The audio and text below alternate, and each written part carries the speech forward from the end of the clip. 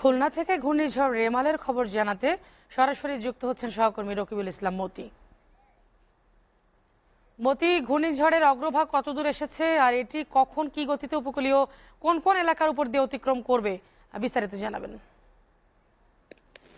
রূপা, আপনি যেমনটি বলছিলেন, আসলে এখন আমরা যে অঞ্চলটিতে আছি সেটা হচ্ছে খুলনার একেবারে উপকূলীয় অঞ্চল, কয়রা অঞ্চলে। সেই অঞ্চল থেকে বিকাল পর্যন্ত যে বৃষ্টির পরিমাণ ছিল সেই পরিমাণ কিন্তু এখন প্রচন্ড পরিমাণে বেড়ে গেছে এবং বৃষ্টির এই বৃষ্টি বেড়ে যাওয়ার কারণে কিন্তু এখানকার লোকজন বেশি আতঙ্কিত হচ্ছে এবং বলছে যে এই বৃষ্টি হলে যে বাঁধগুলো রয়েছে সেই বাঁধগুলো নরম হয়ে যাবে এবং জোয়ারের যে সময়টা সেই সময়টা কিন্তু ৮টা কি ৯টার সময় সেই জোয়ারটা দ্বিতীয় টার্মে হওয়ার কথা রয়েছে। যদি সেই সময় যদি জোয়ার হয় তাহলে কিন্তু এই যে বৃষ্টি নরম কাদা সেটা কিন্তু এই জোয়ারের পানিতে ধসে যাওয়ার একটা সম্ভাবনা দেখছেন তারা। তারা বলছেন যে এই এই এই অবস্থা যদি থাকে তাহলে কিন্তু এই বাঁধ ধসে এই অঞ্চলের মানুষ নানা রকম ভাবে ক্ষতিগ্রস্ত হবে এবং এই অঞ্চল পুরোটাই কিন্তু একেবারে বন্যায় কবলিত হওয়ার সম্ভাবনা তারা দেখছেন।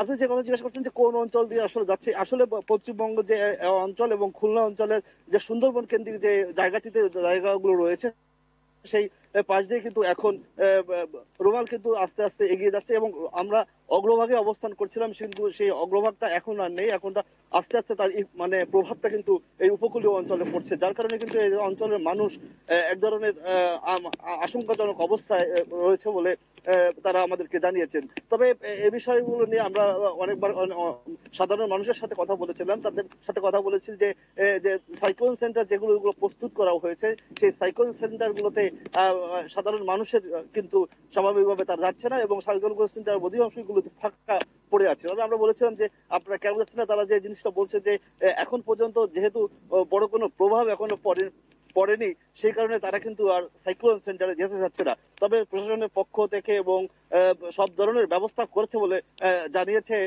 জেলা প্রশাসক। আর এই ছিল খুলনার উপকূলীয় অঞ্চলের সর্বশেষ খবর। এরপরে যদি কোনো আপডেট খবর হয় অবশ্যই আপনার মাধ্যমে দর্শকদের জানাবো। রূপা। জি মতি, আপনাকে অনেক ধন্যবাদ।